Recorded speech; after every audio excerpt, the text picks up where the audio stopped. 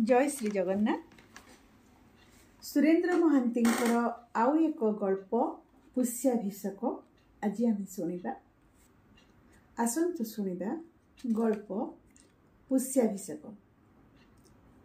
केते शताब्दी तलर ओडिशार राजनैतिक इतिहास हलदी गाँ मेदिनी राय उआसर भंगा वर्षाधुआ पाचिरी खतरा 9 श्रेणिया 7 श्रेणिया फाक श्रेणिया चालर ओलणा छपरे कोटी कम करा उईखिया काठ श्रेणी आ पुरुषे उंचा दांडपिंडार भुसुड़ा कांथ भितर मुहमाड़ी पड़ी ताहा आज प्रत्नतत्वर ऊर्धरे माटी ताड़ी परस्त परस्त खोली भंगा बाईजी हांडीर खंड खंड खपरा मिलाई जुक्तिर मसला आउ कल्पनार रंगरे शिशुपालगढ़र इतिहास लेखा जाई पारे। खारवेलंक राजधानीर संधान मिल पारे। मात्र एठी से रीति प्रयोग कले आरंभरू शेष पर्यंत पाइबे खाली माटी आउ माटी पुणी माटी। कालहीन इतिहासहीन अर्थहीन निर्बोध कला पाउसिया माटी। नीतू महांती उआस पटुआरी तांको घरे हलदीगिया उआसर मादला रहुतिला। सेठी किंतु चेष्टा करी आपण हताश हेबे। महाकालर क्षुधार्थ संतान उईमानक गर्भरे से सब निश्चिन्न होई अछि। आ शिलालिपि खोजुचंती। ओडिशार समुद्र उपकूलवर्ती तलमालिया हलदी गाँव शिला नाही कि लिपि नाही। तथापि 11 पुरुष भोग करुछंती जगबंधु महापात्र बलियार मत्तगज मेदिनी राय। केते वर्ष तले जनसुमारी वाला जनसुमारी फार्म रे एते लंबा नाटा को संक्षिप्त करी खाली जगबंधु महापात्र लिखिदेबारु मेदिनी राय लेखिवा लोकर गालरे ठो करी एक ब्रह्मचटकणा पिटिथिले।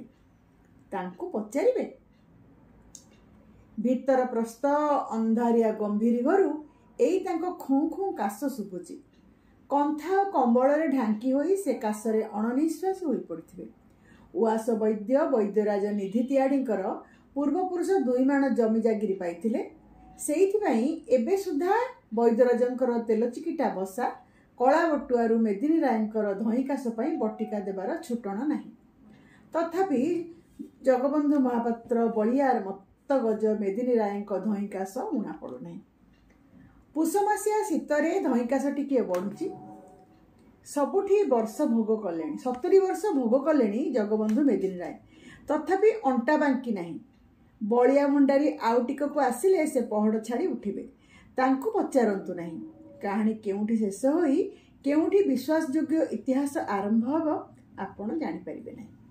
तांकु पचारिले से अबिका कहि बसिबे तांको पूर्वपुरुष माने किपरि अकबर बादशाह सेनापति मानसिंह को नाकरे पानी पियाइथिले। राजपूत शक्ति को सुधा विपर्यस्त करिथिबा मरहट्टा सुबदार और सेनापति मानंकु तांको पूर्वपुरुष माने किपरि पांचण बाड़ी आउ बाउंस ठेंगारे बैतरणी नदी डियाई देई नथिले से कथा सुधा शुणिबे मेदिनी रायंग ठारू। सोई थांतु से सोई सोई कासु थांतु से तांको उठांतु नाही। बाजिया भंडारीर 14 पुरुष बड़ी सकाळ न हेउणु पहड़घर भितरे मेदिनी रायंग पलंक पाखरे ठिया होई पादमर्दन करथिले। सेथिपई बाजिया एबे सुधा निष्कर जागिरी वृत्ति भोग करुछि। आज सेथिरु ताकु उच्छेद करिबो बा किए? सेथिपई से सकाळु भंडारी मुठी धरी केउठी गाँ बुलुथुबो। तथापि आसीबो निश्चय आसीबो मात्र विलंब अछि। तारी अपेक्षार जगबंधु महापात्र बलियार मत्तगज मेदिनी राय सोई सोई कासुचंती। तांको उठांतु नाही। आउ काहाको पचारिबे? उआस दांडरे जीर्ण देउळ भितरे राधाकृष्णଙ୍କ कलामगुनी पत्थरर जुगल प्रतिमा। तांको पचारिबे? सेई जानिथिबे एका मेदिनी राय वंशर इतिहास। मेदिनी राय वंशर निरविच्छिन्न अलिखित इतिहासर सेई एक मुकसाक्षी। केउ मेदिनी राय केबे एई मंदिररू शक्त मूर्ति उग्रतारांकु काढ़ी एठी तांकु प्रतिष्ठित करथिले ताहा कहि परिबे एका कलामगुनीर एई जुगल प्रतिमा। मात्र जुगल प्रतिमांक रंगा ओठरे रहस्य विजड़ित हस। से उआस पुरोहित ब्रजबंधु शतपथी तलकु मुंड नुआई चंदन घुरुचंती। शतपथी आउ टिकक परे जुगल प्रतिमांक ऊपर टोपाए पानी छिंची देई एणु तेणु 2टा फूल और तुलसी दल चढ़ाई अनुनासिक कंठरे ओं नमो कृष्णाय गोपी वल्लभाय अशुद्ध भाव उच्चारण करी कदलीटा आ मुठाए उखुड़ा भोग देदेवे। सेई प्रसाद लोभरे ଦୁଇତିନିଟା ନଙ୍ଗଳା ପିଲା ଘଣ୍ଟ ପିଟିବା ପାଇଁ ପ୍ରତିଯୋଗିତା ଆରମ୍ଭ କରିଦେଲେଣି। ଉଆସର ଇଷ୍ଟଦେବୀ ଉଗ୍ରତାରା ଆଜି ଗାଁ ମୁଣ୍ଡରେ ଗୋଟିଏ ବେଲବଣ ଭିତରେ ପଡ଼ିଛନ୍ତି। ହଳଦୀ ଗାଁର ମାଳି ବଂଶ ତାଙ୍କର ପୂଜକ। ଆଉ କାହାକୁ ପଚାରିବେ? ସାନ ଜେନାମଣିଙ୍କ ପହଡ଼ ତଥାପି ଭାଙ୍ଗି ନାହିଁ। ସକାଳ 9ଟା ଆଗରୁ ତାଙ୍କ ନିଦ ଭାଙ୍ଗିବ ନାହିଁ। ତୁଚ୍ଛାକୁ ତ ଆମ୍ବ ବଉଳିଆ କୁହୁଡ଼ି ଭେଦି ସକାଳ ଖରା ଏପର୍ଯ୍ୟନ୍ତ ଭଲ ହୋଇ ଫିଟି ନାହିଁ। ବଡ଼ ଜେନାମଣି ଜଗବନ୍ଧୁଙ୍କ ଅନ୍ତେ ଯାହାଙ୍କ ମୁଣ୍ଡରେ ମେଦିନୀ ରାୟ ଶିରିପା ବନ୍ଧା ହେବ, ସେ ତ ଅବିକା କଟକ ସହରର କେଉଁ ସନ୍ତସନ୍ତିଆ ଅନ୍ଧାରିଆ ଗଳିରୁ ହାତରେ ବଜାର ଝୁଲି ଖଣ୍ଡେ ଓହଳାଇ ମାର୍କେଟରୁ ପରିବା କିଣିବା ପାଇଁ ବାହାରିଥିବେ। ପୀତାମ୍ବର ମହାପାତ୍ର ବଡ଼ ଜେନାମଣି କେଉଁ ଗୋଟିଏ ସରକାରୀ ଦପ୍ତରରେ ତଳିଆ ଅମଲା। ସକାଳ 10ଟାରେ ନାକରେ କର୍ଣ୍ଣରେ ପୁଞ୍ଜାଏ ଗୁଞ୍ଜି ତାଙ୍କୁ ଅଫିସ ବାହାରିବା ପାଇଁ ପଡ଼ିବ। ନୋହିଲେ ନାଲି ଛକିର ଦାଗ। 3 ଯା ନାଲି ଛକି ପଡ଼ିଲେ କୈଫତ ତଲବ। ସାନ ଜେନାମଣିଙ୍କର ପହଡ଼ ଭାଙ୍ଗି ନାହିଁ। କାଲି ରାତିରେ ଥିଏଟର ରିହର୍ସାଲ ଭାଙ୍ଗୁ ଭାଙ୍ଗୁ ବହୁତ ଡେରି ହୋଇଯାଇଥିଲା। ତାସ, ପଶା, ପାଲା, ସୁଆଙ୍ଗରେ ତାଙ୍କ ଦିନ କଟେ। 7 ବର୍ଷ କାଳ ଚେଷ୍ଟା କରି ମାଟ୍ରିକୁଲେସନ ପରୀକ୍ଷା ଖଣ୍ଡେ ପାସ୍ କରି ନ ପାରି ଏବେ ଗାଁରେ ରହିଛନ୍ତି। ହଳଦିଗାଁ ପାଣମାନଙ୍କର ନେତା ସେ। ତାଙ୍କଠାରୁ ଇସାରା ପାଇଲେ ହଳଦିଗାଁ ପାଣମାନେ ଖୁନିଠାରୁ ରହାଜାନୀ ପର୍ଯ୍ୟନ୍ତ କ'ଣ ଯେ କରି ନ ପାରନ୍ତି ଏପରି ନାହିଁ। ଆଉ ଟିକକକୁ ପାଣମାନେ ଜଣେ 2 ଜଣ ହୋଇ ମେଦିନୀ ରାୟଙ୍କ ଦାଣ୍ଡକୁ ଗଡ଼ିବେ। ଆଉ କାହାକୁ ବା ପଚାରିବେ? ହାତୀଶାଳ ପରି ଖଞ୍ଜାମାନ ଭାଙ୍ଗି ଭାଙ୍ଗି ପଡ଼ୁଛି। ଭିତର ଖଞ୍ଜାରେ 4ଟା ବୁଢ଼ୀନାଣୀ ଆଉ ପୋଇଲିଙ୍କ ଛଡ଼ା ଆଉ କେହି ନାହାନ୍ତି। ଏକଦା ପାଇକରାପୁର ସାଆନ୍ତଙ୍କ ଘରୁ ସେମାନେ ସାଆନ୍ତାଣୀଙ୍କ ସାଙ୍ଗରେ ଯୌତୁକ ରୂପେ ଆସିଥିଲେ। ସାଆନ୍ତାଣୀ ସ୍ୱର୍ଗରେ ଅହିଢେଙ୍ଗୁରା ବଜାଇ ଶଙ୍ଖା ସିନ୍ଦୁର ନେଇ ସ୍ୱର୍ଗକୁ ଯାଇଛନ୍ତି। ଏହି ବୁଢ଼ୀମାନେ ଦିନେ ଦିନେ ତାଙ୍କ ଗୁଣ ସୁମରି ନିଜ ନିଜ ଭିତରେ ବହୁ ବାଦ ବିସମ୍ବାଦ ଭୁଲି ଏକା ସାଙ୍ଗରେ ରଡ଼ି ପକାଇ ବାହୁନନ୍ତି। ସେପରି ଦିନମାନଙ୍କରେ ସେମାନଙ୍କ ପାଇଁ ହାଣ୍ଡି ତଳିରେ ପଖାଳ ମୁଠାଏ ସୁଦ୍ଧା ନଥାଏ। ଆଉ ଟିକକକୁ ସେମାନେ କଳିକତରାଳ ଆଉ ଅଶ୍ରାବ୍ୟ ଗାଳିରେ ଉଆଁସ ଖଞ୍ଜା ଜୀବନ୍ତ ହୋଇ ଉଠିବ। ମାତ୍ର ସେମାନେ ଏବେ ବାସନ ମଜା, ଦୁଆର ଖରକା, ଚୌକା ଦିଆ ପ୍ରଭୃତି କାର୍ଯ୍ୟରେ ବ୍ୟସ୍ତ। ସେମାନଙ୍କୁ ପଚାରି ଲାଭ ନାହିଁ। ସେମାନଙ୍କୁ ପଚାରିଲେ ସେମାନେ ଗାଇବେ ଖାଲି ପାଇକରାପୁର ଉଆସରେ ବଢ଼େଇ। ମାତ୍ର ସେଥିରେ ଆପଣଙ୍କର କି ପ୍ରୟୋଜନ? ପାଇକରାପୁର ଉଆସ ସିଂହଦ୍ୱାରରେ କାଳେ ପିତ୍ତଳର ଜାଉଁଳି କବାଟ ଥିଲା। ଏଇ ବୁଢ଼ୀମାନଙ୍କ ପାଇଁ ସେମାନଙ୍କ ଟୋକି କାଳେ ପାଇକରାପୁର ଉଆସରେ କାଳେ ପୋଇଲିମାନେ ନିଜ ଖଟୁଥିଲେ। ସାନ ଜେମା ଦେଇ କାହାନ୍ତି? ବେଣ୍ଟ ପୋଖରୀରେ ମାଜଣା ହେଉଛନ୍ତି ସେ। ଦଳୁଆ ବେଣ୍ଟ ପୋଖରୀ ପୋତି ହୋଇ ଆସିଲାଣି। ଜେମା ଦେଈଙ୍କ ବୟସ କାଳେ 20 ପୁରିଲାଣି। ସାଆନ୍ତ ଘରମାନଙ୍କରୁ ଯେଉଁ ଯୌତୁକ ଦାବି ଆସୁଛି ତାହା ଜଗବନ୍ଧୁ ମହାପାତ୍ର ମେଦିନୀ ରାୟଙ୍କ ଶକ୍ତି ବହିର୍ଭୂତ। ଖଜୁରୀପଦା ଚମ୍ପେଇତିଙ୍କ ମଝିଆ କୁଅଁରଙ୍କ ପାଇଁ ପ୍ରସ୍ତାବ ପଡ଼ିଥିଲା। ଚମ୍ପେଇତି ଘର କହିଲେ ସ୍ୱୀକାର ମହାପ୍ରସାଦ ସୁନା ଥାଳିରେ ଆସିବ। ସେଥିପାଇଁ ମେଦିନୀ ରାୟଙ୍କର ବଳ ନାହିଁ। ବଡ଼ ଜେମା ହେମମାଳିଙ୍କର ମଙ୍ଗଳକୃତ୍ୟରେ ତ ଅଧେ ଜମି ଯାଇଛି। ଏବେ ଉଆସ ତଳେ ଯେଉଁ ଜମି 20 ମାଣ ପଡ଼ିଛି ସେତକ ପୁଣି ରାଧାକୃଷ୍ଣଙ୍କ ଦେବୋତ୍ତର ଜମି। ସେଥିରେ ହାତ ଦେବାର ଉପାୟ ନାହିଁ। ବେଣ୍ଟ ପୋଖରୀର ଭଙ୍ଗା ତୁଠରେ ସାନ ଜେମା ଦେଇ ରତ୍ନମାଳା ସୂର୍ଯ୍ୟଙ୍କ ଆଡ଼େ ଚାହିଁ ପାଣି ଆଞ୍ଜୁଳା ଏଡ଼ୁଛନ୍ତି। ଭିଜା ଲୁଗା ଭେଦି ତାଙ୍କ ଦେହର ଶ୍ୟାକଳାନ୍ତି ନୀଳକଇଁର ଶୀତଳ ସ୍ନିଗ୍ଧତାରେ ଉଟୁକି ଉଠୁଛି। ମେଦିନୀ ରାୟ ଉଆସର ସାନ ଜେମାଙ୍କ ଆଡ଼େ ଚାହିଁ ଦେଖିବାର ଦୁଃସାହସ ଆଉ କରନ୍ତୁ ନାହିଁ। ନିର୍ଜନ ଜନାଜୀର୍ଣ୍ଣ ମହାନିଦ୍ରାଗ୍ରସ୍ତ ନିର୍ବେଦ ମେଦିନୀ ରାୟ ଉଆସ କାହାକୁ ପଚାରିବା ପାଇଁ ଚେଷ୍ଟା କରି ଆଉ ଶକ୍ତିକ୍ଷୟ କରନ୍ତୁ ନାହିଁ। ମେଦିନୀ ରାୟ କାଶୁଛନ୍ତି। ସାନ ଜେମା ଦେଈଙ୍କ ଗମ୍ଭୀର ଦୁଆରେ ପଞ୍ଜୁରୀରେ ସାରିଟିଏ ରହି ରହି ବିସ୍ମୃତି ଓ ବିଲୟର ମହାମୌନ ନୀରବତା ଭିତରେ ବେଳେବେଳେ ଡାକି ଉଠୁଛି, କୃଷ୍ଣ କୃଷ୍ଣ। ଆପଣମାନେ ଶୁଣୁଛନ୍ତି କାହାଣୀ ପୋଷ୍ୟାଭିଷେକ। ଓଡ଼ିଶା ଇତିହାସର ପ୍ରାୟ 4 ଶତାବ୍ଦୀ ଏଠି ମୁହଁମାଡ଼ି ଫଣଫଣିଆ ମୂଷାମାଟି ଆଉ ଭଙ୍ଗା କାନ୍ଥକୋଡ଼ ଭିତରେ ଅଭିମାନୀ ତପ ହୋଇ ପଡ଼ି ରହିଛି। ହଜିଲା ଇତିହାସ ଧୀରେ ଧୀରେ ହଜିଯାଉଛି। ମାତ୍ର ବିଲୟ ଓ ବିସ୍ମୃତିର ବାଲିଚର ତଳେ ଫଲ୍ଗୁଧାରା ପରି ଇତିହାସର ପ୍ରାଣଧାରା ଅନାହତ ଭାବରେ ତଥାପି ବହି ଚାଲିଅଛି। ଆପଣ ଇଚ୍ଛା କଲେ ସେହି ଇତିହାସ ଧାରାର କଳଧ୍ୱନି ଶୁଣିପାରନ୍ତି।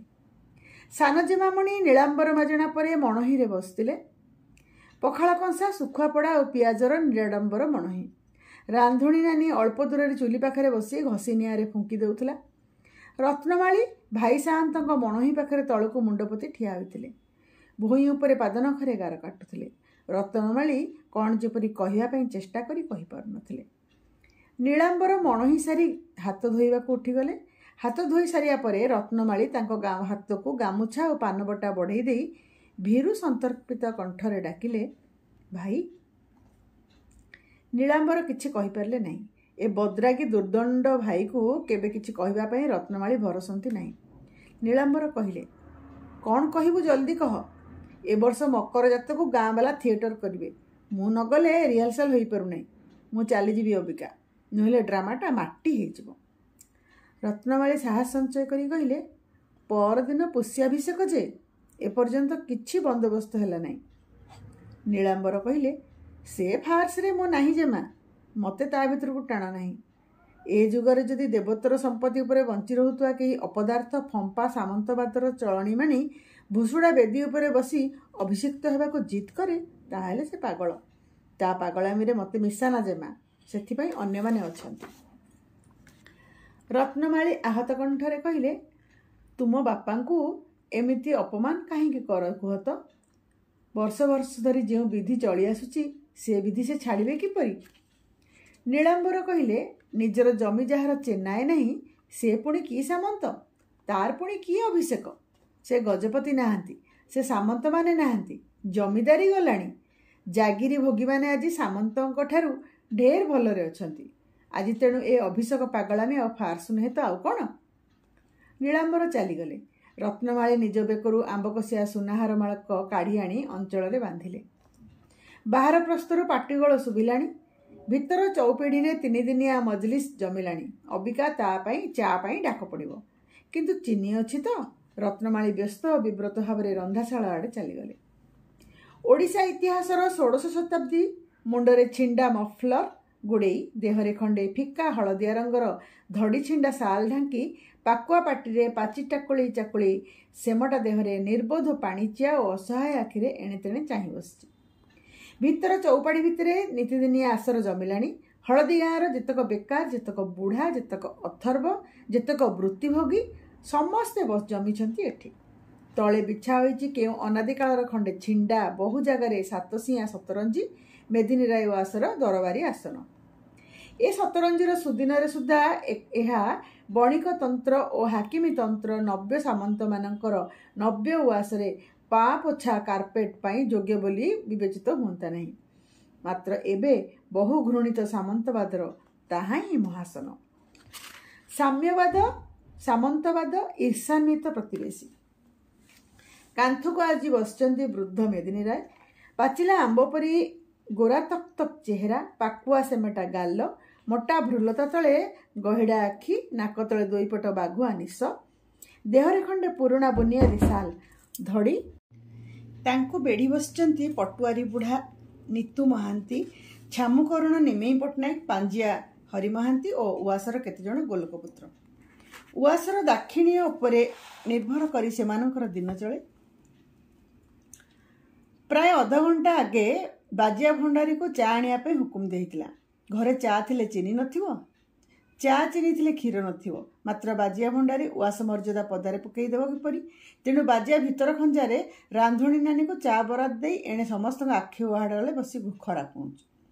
ଚା ଅପେକ୍ଷାରେ ସମସ୍ତେ ଯେପରି ନିରୁତ୍ସାହିତ ଜୀବନମୃତ ହୋଇ ବସିଛନ୍ତି। ମେଦିନୀ ରାୟ ସୁଦ୍ଧା। ମେଦିନୀ ରାୟ ବାଜିଆ ଉଦ୍ଦେଶ୍ୟରେ ଅଶ୍ରାବ୍ୟ ଗାଳି ବର୍ଷଣ କରି ଦଦରା କଣ୍ଠରେ ଚିତ୍କାର କଲେ, ରେ ଶଳା ହାରାମଜାଦା ବାଜିଆ, କୋଉଠି ଶୋଇଲୁ ରେ ଶଳା? ମେଦିନୀ ରାୟଙ୍କ ପୁଣି କାଶ ଉଠିଲା। ବାଜିଆ ଅତି ସନ୍ତର୍ପଣରେ ବସିବା ସ୍ଥାନରୁ ଉଠି ଭିତର ଖଞ୍ଜା ଆଡ଼େ ଖସିଗଲା। ଜେମା ଦେଇ ଚିନି ପାଇଁ କାହାକୁ ପଠେଇଛନ୍ତି, ସେ ଏପର୍ଯ୍ୟନ୍ତ ଫେରି ନାହିଁ। ଗ୍ରହ ବିପ୍ର କେଳୁନାୟକ କାଣ୍ଟିଆ ଖଣ୍ଡକରେ ଚନ୍ଦାମୁଣ୍ଡ ଆକର୍ଣ୍ଣ ଆବୃତ କରି ପାଞ୍ଜି ଖଣ୍ଡ କାଖରେ ଜାକି, ତେଣୁ ମଙ୍ଗଳ ଭଗବାନ ବିଷ୍ଣୁ, ମଙ୍ଗଳମ ଗରୁଡ଼ଧ୍ୱଜ, ମଙ୍ଗଳମ ପୁଣ୍ଡରୀକାକ୍ଷ, ମଣ୍ଡଳମ ମଧୁସୂଦନ ଅନୁନାସିକ କଣ୍ଠରେ ଉଚ୍ଚାରଣ କରି ଆସି ପହଞ୍ଚିଲେ। ପ୍ରତିଦିନ ସକାଳେ ଆସି ମେଦିନୀ ରାୟଙ୍କ ଆଗରେ ପାଞ୍ଜି ବୋଲିବା ପାଇଁ କେଳୁନାୟକ ପୁରୁଷାନୁକ୍ରମେ 3 ମାଣ ଜମି ଜାଗିରି ଭୋଗ କରି ଆସୁଛନ୍ତି। ସେଥିପାଇଁ ସେ ମେଦିନୀ ରାୟଙ୍କ ସାମ୍ନାରେ ଠିଆ ହୋଇ ମୁଣ୍ଡରେ ପ୍ରଥମେ ପାଞ୍ଜି ଲଗାଇ ପଢ଼ିଗଲେ, ଧନୁ 2-21 9 ପୌଷ 14 ଶନିବାସରେ ଯୋଗିନୀ ପଶ୍ଚିମେ ରାତ୍ର 3ଟା 38 ଗତେ। ବାଜିଆ ଭଣ୍ଡାରୀ ଗୋଟିଏ ପିତ୍ତଳ ଲୋଟା ଭରି ଚା ଆଉ କେତେଟା କାଚ ଓ ପିତ୍ତଳ ଗ୍ଲାସ କାଖରେ ହାତରେ ଜାଗି ଆସି ପହଞ୍ଚିଲା। କେଳୁନାୟକଙ୍କ ପାଞ୍ଜି ପାଠ ଉପରେ ଆଉ କାହାର ମନୋଯୋଗ ରହିଲା ନାହିଁ। ସମସ୍ତେ ଉଦ୍ଗ୍ରୀବ ହୋଇ ବାଜିଆ ଭଣ୍ଡାରୀ ଆଡ଼େ ଚାହିଁଲେ। ଚା ପର୍ବ ଶେଷ ହେବା ପରେ କେଳୁନାୟକ କହିଲେ, ଦେବାଭିଷେକ କାଲି, ପୌଷ 15 ଦିନ, ପରଦିନ ରାଜାଭିଷେକ ମଙ୍ଗଳବାର। ଏ ବର୍ଷ କ'ଣ ହେଉଛି ପଟୁଆରିଏ? ନିତୁ ମହାନ୍ତି ଯେପରି ଏଇ ଆଲୋଚନାକୁ ଏତେ ସମୟ ଧରି ଏଡ଼ିବା ପାଇଁ ଚେଷ୍ଟା କରି ଆସୁଥିଲେ, କେଳୁନାୟକଙ୍କ ପ୍ରଶ୍ନରେ ସେ ଥରେ ଦୁଇଥର ଅକାରଣରେ ଗଳା ଖଙ୍କାର ମାରି କହିଲେ, ଏ ଯୁଗ ତ ବଦଳିଗଲା। କେତେ ସାମନ୍ତମାନଙ୍କ ଘରେ ପୁଷ୍ୟାଭିଷେକ ବନ୍ଦ ହେଇଗଲାଣି। 3 ବର୍ଷ ହେଲା ମିରିଗଡ଼ିଆ ରାୟ ସାମନ୍ତଙ୍କ ଘର ତ ଆଉ ରାଜାଭିଷେକ ହେଉନାହିଁ, ଖାଲି ଦେବାଭିଷେକରେ ବିଧି ସରୁଛି। ଦେବୋତ୍ତର ଅଛି ବୋଲି ଦେବାଭିଷେକ ଯେନତେନ ଚଳୁଛି, ନହେଲେ ସେତକ ସୁଦ୍ଧା ବନ୍ଦ ହେଇଯାନ୍ତା। ମେଦିନୀ ରାୟ ବାଘୁଆ ନିଶ ଦୁଇପଟ ଆଉଁସି ଆଉଁସି ପଟୁଆରୀଙ୍କ କଥା ଶୁଣୁଥିଲେ। ନିତୁ ମହାନ୍ତିଙ୍କ କଥା ଶେଷ ନ ହଉଣୁ ସେ ଖିଙ୍କାରି ଉଠି କହିଲେ, ମିରିଗଡ଼ିଆ ରାୟଘର କେବେଠୁ ସାଆନ୍ତ ହେଲେ ହୋ? 22 ମାହାଲିଆ ରାଉତ ଥିଲେ, 3-4 ପୁରୁଷ ତଳୁ ରାୟ ହେଇଛନ୍ତି। ତାଙ୍କ ଘରେ ରାଜାଭିଷେକ ବନ୍ଦ ହେଲା ବୋଲି ଆମ ଘରେ ବନ୍ଦ ହେଇଯିବ? ମେଦିନୀ ରାୟଙ୍କର ପୁଣି କାଶ ଉଠିଲା। ଗୋଲକପୁତ୍ରମାନଙ୍କ ମଧ୍ୟରୁ ନରସିଂହ ମହାପାତ୍ରେ, ଯିଏ ଆସି ଅଭିଷେକ ବେଳେ ବେଦୀ ପାଖରେ ଚାମର ଧରି ଠିଆ ହୁଅନ୍ତି, କହିଲେ, ନାଇଁ, ସେ ବିଧି ଆମେ ଛାଡ଼ିବୁ କେମିତି? ଏ ଆମ ଜାତିକୁ ନିନ୍ଦା, କୂଳକୁ କଳଙ୍କ। ଏଥିରେ କ'ଣ ଭାରି ପଇସା ଖର୍ଚ୍ଚ ହେଇଯିବ ଯେ? ବ୍ରାହ୍ମଣ ଆସିବେ, ନାହକ ଆସିବେ, ଗୌଡ଼ମାନେ ଆସିବେ, ମହୁରିଆ ଢୋଲିଆ ଆସିବେ, ସେମାନଙ୍କୁ ମୁଠାଏ ମୁଠାଏ ଖାଇବାକୁ ଦେଲେ ହେଲା। ନୂଆ ଲୁଗା କ'ଣ ସମସ୍ତେ ଦେଉଛନ୍ତି? ଯାହା ସଖ୍ୟ ହେଉଛି ଦେଉଛି, ଯାହାର ନ ହେଉଛି ସେ ନ ଦେଉଛି। ଏବେ ଆମେ ନ ଦେବା, ସମସ୍ତେ ତ ଜାଗିରି ଭୋଗୁଛନ୍ତି, ଆମେ ବିଧି ଛାଡ଼ିବା କିପରି? ନିତୁ ମହାନ୍ତି କହିଲେ, ଏଇ ପିଣ୍ଡା ଉପରେ ବସି ଖାଲି ଗୁଡ଼ିଏ କହିଯାଉଛ ନା କିଛି ବୁଝିଛ?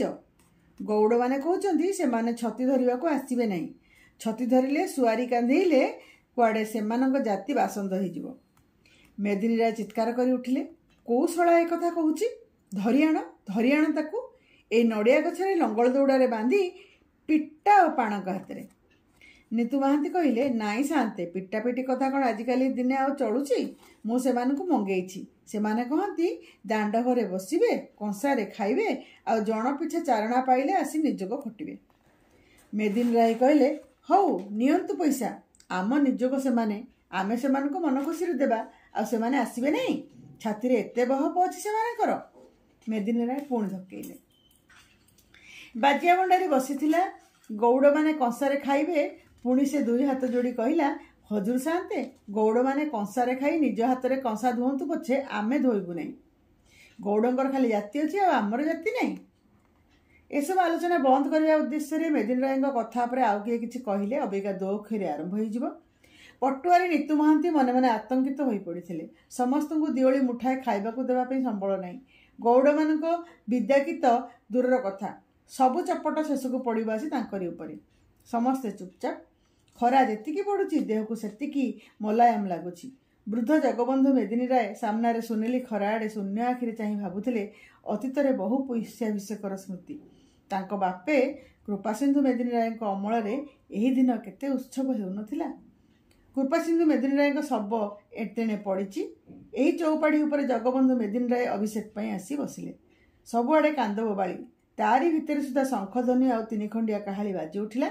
ଜଗବନ୍ଧୁଙ୍କ ବୋଉ ଆଖିରୁ ଲୁହ ପୋଛି ଜଗବନ୍ଧୁଙ୍କ ମୁଣ୍ଡରେ ଶାଢ଼ୀ କାନିରୁ ଧଡ଼ି ଛିଡ଼ାଇ ମାତୃଶିରିବା ବାନ୍ଧିଦେଲା ବେଳେ ତାଙ୍କ କପାଳରେ କେଇ ବୁନ୍ଦା ତତଲା ଲୁହ ଝରି ପଡ଼ିଥିଲା। ସେଦିନ ଲୁହରେ ତାଙ୍କର ଅଭିଷେକ ହେଇଥିଲା। ଜଗବନ୍ଧୁ ମେଦିନୀ ରାୟ ଚିତ୍କାର କରି ଉଠିଲେ, ମିରିଗଡ଼ିଆ 22 ମାହାଲିଆ ରାଉତ ଘର ପୁଷ୍ୟାଭିଷେକ ଛାଡ଼ିଲେ ବୋଲି ଆମେ ପୁଷ୍ୟାଭିଷେକ ଛାଡ଼ିପାରିବୁ ନାହିଁ। ଅଭିଷେକ ହେବ, ଅଲବତ ହେବ। ଗଜପତି ଆମକୁ ସୁଦ୍ଧା ମାନର ସରି ନୁହନ୍ତି। ଖଣ୍ଡିଆ ଉଇଖିଆ ବର୍ଷାଧୁଆ ମେଦିନୀ ରାୟ ଉଆସଗଣାରେ ଶୁକ୍ଳା ଦ୍ୱାଦଶୀର ଜହ୍ନ ଆଲୁଅ ପରି ହସୁଛି ନା ଉପହାସ କରୁଛି? ଦିନେ ହସୁଥିଲା, ଆଜି ଉପହାସ କରୁଛି। ମେଦିନୀ ରାୟ ଉଆସପଣି ଅତୀତ ଶତାବ୍ଦୀର ଛିଣ୍ଡାକନ୍ଥା ଭିତରେ ଢୁଳେଇ ପଡ଼ିଲାଣି। ନାନୀ ରାନ୍ଧୁଣୀ ବୁଢ଼ୀମାନେ କେଉଁ ଉଷୁମ କୋଣରେ କୁଣ୍ଡଳି ମୋଡ଼ି ଶୋଇପଡ଼ିଲେଣି। ଉଆସ ଦେଉଳରେ ବ୍ରଜବନ୍ଧୁ ଶତପଥୀଙ୍କ ପୁରାଣ ବୋଲା ସରିଗଲାଣି। ବାହାର ପ୍ରସ୍ତରୁ ଜଗବନ୍ଧୁ ମେଦିନୀ ରାୟଙ୍କ ପହଡ଼ ଘରୁ ଖୁଁ ଖୁଁ କାଶ ରହି ରହି ଆସୁଛି। ବାଜିଆ ଭଣ୍ଡାରୀ କେଉଁ ସ୍ମରଣାତୀତ କାଳରୁ ତାର ପୂର୍ବପୁରୁଷମାନେ ଠିଆ ହୋଇ ଆସିଥିବା କାନ୍ଥରେ ଠିଆ ହୋଇ ମେଦିନୀ ରାୟଙ୍କ ପାଦରେ ଉଷୁମ ସୋରିଷ ତେଲ ମାଲିସ କରୁଛି। ରତ୍ନମାଳୀ ଭିତର ପ୍ରସ୍ତ ଗମ୍ଭୀର ପିଣ୍ଡାରେ ବସି ନଡ଼ିଆ ବାଡ଼ିର ବାଉଙ୍ଗା ଉପରେ ଚକଚକ୍ କରୁଥିବା ଜହ୍ନ ଆଲୁଅ ଆଡ଼େ ଶୂନ୍ୟ ଦୃଷ୍ଟିରେ ଚାହିଁ ବସିଥିଲେ। ନୀଳାମ୍ବର ଥିଏଟର ରିହର୍ସାଲରୁ କେତେବେଳେ ଫେରିବେ କେଜାଣି? जगबंधु मेदिनी राय शोवा आगु हुक्का साजिदेवा रत्नमाली प्रतिदिन शेष सान्ताणी बंचीला बेले ताहा तांकर नित्य नैमित्तिक कार्य थिला। सान्ताणी अंते रत्नमाली से कार्य करि आसुछंती। रत्नमाली से अपेक्षार अछंती। कि गोटे पक्षीर अशांत चित्कार रे रात्रिर शांत निस्तब्धता मुहूर्तक विदीर्ण हो गला। अदूर तालमाला भितर से चित्कार धीरे धीरे क्रमे पुणी मिलैगला। पतला कुहुड़ी राति पुणी शोवाई जेपरी जड़ लेउटेला कड़ लेउटेला। मेदिनी राय तथापि खूँ खूँ होई कासुथिले। राति केतेटा बाजिब केजाणी? भातखिया पहर केतेबेलु गड़ीगलाणी। सबुआडे निशब्द। अमार खंजारे मूषागुड़ांकर धाँ धपड़ सुधा शुभुची। रत्नमाली बहु आदर पालित मार्जार पल एणे तेणे से सन्धान में धाई।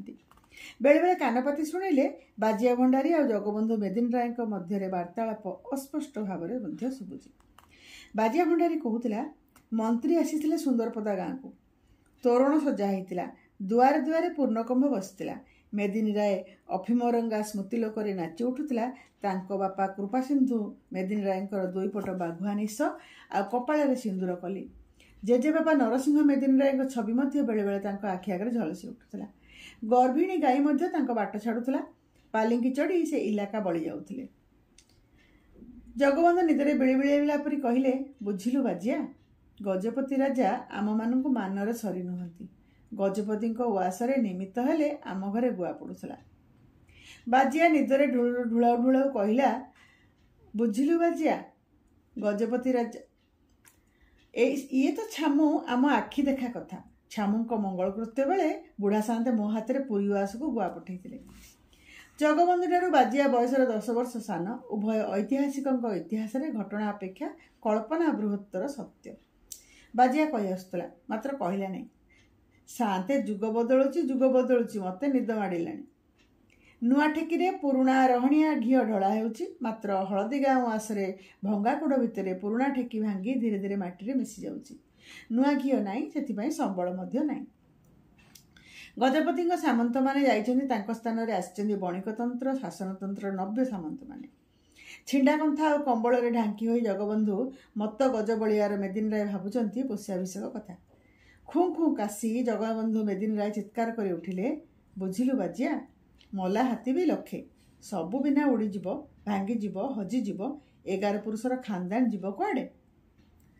बलियार दुई आखि निदरे भांगी पड़ुला। भंगा देउलर प्रतिध्वनि परी से बुढ़ा मेदिनी राय कथार प्रतिध्वनित परी निदबला कंठरे कहला, नाई सान्ते, 11 पुरुष खानदान जीव कुआडे? जगबंधु मेदिनी राय बाजिया कथार उत्साहित होई कहले, सला नीतू महांती कहूची मिरीगड़िया राउत घर पुष्याभिषेक बंद कले। आमे से बंद करदवा। लाठी मारता मुहरे। बाजिया कहला, महांती गुड़ा बड़ी बड़ी करण, छिड़ी छिड़ी चषा। नीतू महांती कौन बुझिब खानदानी? जगबंधु प्रसन्न होई बरदेला भली कंठरे कहले, एथर पुष्याभिषेक तम घर समस्त को आणबू। माइपे भी आसबे। जेमा पाखरे अली करू। नुआ लुगा थिले खंडे दब। बाजिया भंडारी सुखिला काठरू सुधा पानी बाहर करी जाने। केते दिन खंडे लुआ लुगा पाई से बुढ़ा पागरे अली लगेइथिला। जगबंधु पुणी काशी उठिले। बाजिया से अवसर उठी बाहर को चलीगला। भीतर खंजारू जेमा हाथ में चूड़ी आ पादर नुपुर शब्द बेले बेले झिमझिम शुभुची। दुश्चिंतार दारुण कषाघात जगबंधु आर्तनाद कर बिछଣା उपर उठी बसिले। समस्ते जानती रत्नमाली को 20 चलुची। मात्र मेदिनी राय जानती जानजेमा को 25 डेइलाणी। हेममालीर मंगलकृत्य तो बढ़िला 30 वर्ष। कालिकापुर दनेई प्रधान पु 12 नंबर प्रधान इंग्रेज पढ़ा पढ़ी। कटक पीताम्बर सांगे एक ऑफिस काम करे। रत्नमालीर मंगलकृत्य प्रस्ताव से पड़ा। देवानेवा से माने चाहती नहीं। झोट चाष कर दनेई प्रधान हाल को बड़ लोक होती। राति अधरे से 10,000 टंका गणिदेव। ओलटी दनेई प्रधान किसी दे पारे। पीताम्बर पार्वण छुट्टी गाँव को आसला बेले से प्रस्ताव धरी आसते। मात्र मेदिनी राय एक कथा राजी हे किपरि? कालिकापुर प्रधान माने जे मेदिनी राय मानकर पाइकाली प्रजा। दनेई प्रधान छोट चाष करी हेउ पछके बड़ लोक। रत्नमाली भितर खंजारे जगबंधु टिकियारे रड़निया खंड फुंकी हुक्का तैयारी करथिला। ए हुक्का जगबंधु मेदिनी राय ठारू आहरी पुरातन। एथिरे रत्नमाली पितामहींकर निश्वास सुधा मिशिची। नरसिंह मेदिनी राय एथिरु धुआं टाणी। मात्र से रूपार नल नाही, रबर नली खंडे लगी। से सुनेली झालर मध्य कुआडे छिंडी पड़गलानी। रत्नमाली गोटे हाथ में जलंता हुक्काटा धरी जगबंधु शोवा घर भर अति संतर्पण आसिले। जगबंधु खटबाड़ उपरे गोटे मांडिया ढीरा दे घर भितर लंठन आलु मिशा अंधार भितर चाह बसते। रत्नमाली नित्य अवस्था रीति हुक्काटा आनी जगबंधु पलंग पाखे खंडे खटुली उपरे रखी नलीटा जगबंधु हाथ को बढ़ेदेला। जगबंधु दुई ओठरे नलीटा चापी थरे धूआं टाणिले। धूआर कुंडली भितर तांकर मुहूर्तक पूर्वर सब विषाद धीरे धीरे कटिगला। रत्नमाली खटुली पाखे बसी पड़ी टिकिया निआरे धीरे धीरे फुंकीदेले। टिकिया निआर झलकरे रत्नमालीर मुहरे गोटे अंश ईषद आलोकित होई आउरी विसर्ण दिशुला। जगबंधु सियाड़े चाही पारले नहीं। केते क्षण नीरवरे कटिगला। जगबंधु कहिले परदिन मंगलवार पुष्याभिषेक। रत्नमाली कहिले मु जानिछि बापा, बेदी उपरे चंभार माने कालीठू छामुंडिया बांधी जाइछंती, मु सेथिरे आज चिता लेखई देइछि। जगबंधु भीरु संतपद कंठरे पचारिले छामुंडिया बांधिया पई चंभार माने पैसा मागिले नहीं? रत्नमाली कहिले से माने तो जमी खाउछंती, पैसा मागिबे काहेकि? जहा करिवा कथा आसी करि जाउछंती। जगबंधु हुक्कानळीर धूआं छाड़ी कहिले गौड़ माने कालिया कहिछंती पैसा न पाइले से माने छाती धरिबाको आसीबे नहीं। रत्नमाली कहिले मताणिया लोके सेमानकु मतौछंती, छातीटा आसी दंडे धरिदेले को महतरा तळे पड़ी जाउछि जे पैसा नेले नेबे। जगबंधु कहिले मुठाए मुठाए समस्ते खाइबे। रत्नमाली हसिबार चेष्टा करी कहिले ता आउ खाते नहीं, आपण एते भाबुछंती काहेकि? जगबंधु कहिले बाजियाको खंडे नुआ लुगा देबु, बड़ निमक सच्चा लोक, ता घर लोके समस्ते आसीबे बोली मु ताऊ कहिछि। रत्नमाली किछि कहिले नहीं, निरुत्तर भाବରେ नीरवरे से उठुथिले। जगबंधु कहिले ए मांडीटा टिके उठेई दे तो मां।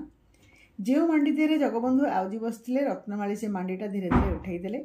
जगबंधु पचारिले पितु कोण केतेटा टंका कटकरू पठेइथिला, देख तो मां केते अछि। मांडी तले खंडे मनी ऑर्डर कूपन रे गुड़ा होई पड़िथिला 2 खंड 10 टंका आ खंडे 5 टंकिया नोट। पीतांबर प्रति मासरे मेदिनीरायक पाखु 25 टंका पठांती तांको अफिम खर्च पई। जगबंधु 2 खंड 10 टंकिया नोट रत्नमाली हाथ को बढ़ई दे कहिले ने मां ए टंका केतेटा गणी रखिता, परदिन पुष्याभिषेक खर्च हबो। रत्नमाली आहत कंठरे कहिले ए आपणक अफिम खर्च टंका जे? जगबंधु काले धूआं छाड़ी कहिले मु जाने जेमा। रत्नमाली दुई आखिरु वृद्ध मेदिनीरायक असहायतार 2 टोपा लुह बिछणारे तेल चिकिटा बसा मांडी उपरे गड़ी पड़िला। जगबंधु पत्थर मूर्ति परी बसी हुक्कार धूआं ठाणुथिले। हुक्कार गुड़ुगुड़ु शब्द भितर रत्नमालींकर खर निश्वास शुभुथिला। मेदिनीरायंकर अलक्षितरे से 10 टंकिया नोट 2 खंड पूर्वावस्थाରେ रखिदेई बाहर को चली आसिले। दुआरे छाई सब लंब होई पड़िलाणी। नीलांबरंकर घर द्वार तथापि दर आउजा होइछि। से हुए तो आज राति आज फेरिबे नहीं। रत्नमाली निज गंभीरा भितर जाई द्वार बंद करदेले। मेदिनीराय उआस शोई पड़िलाणी। आउ काहाकु पचारिबे? मेदिनीराय इतिहास 11 पुरुष व्यापी प्राय 4 शताब्दीर उइखिया कहानी आउ पचारि लाभ नहीं। ए इतिहास लोप पाइबा पूर्वरु एहार ऐतिहासिक माने सुधा लोप पाइछंती। जगबंधु महापात्र बलियार मत्तगंज मेदिनीराय तथापि शोई नाहांती। तांका लहरिया काश इतिहासर अटहास्य परि शुभुछि। तांकु पचारि तथापि पचारिबे, किंतु विश्वासयोग्य इतिहास केउंठी शेष होई केउंठी जे मनगढ़ा कहानी आरंभ हेबो ताहा तो आपण जानि परिबे नहीं। सबु किंतु इतिहास सेया नुहे। केउंठी गोटे पेचा राबुछि। निशुति रातिरे पेचा शुणिले रत्नमाली को भारी डर माड़े। कहार आश्रय उष्ण उभय पाई से मांडीटा को 2 बहुरे भिड़ी धरती किए जाने। रत्नमाली कांदुथिले, तांकु किछि पचारंतु नहीं। आपण माने शुणिले सुरेंद्र महांतीकर कहानी पुष्याभिषेक। धन्यवाद।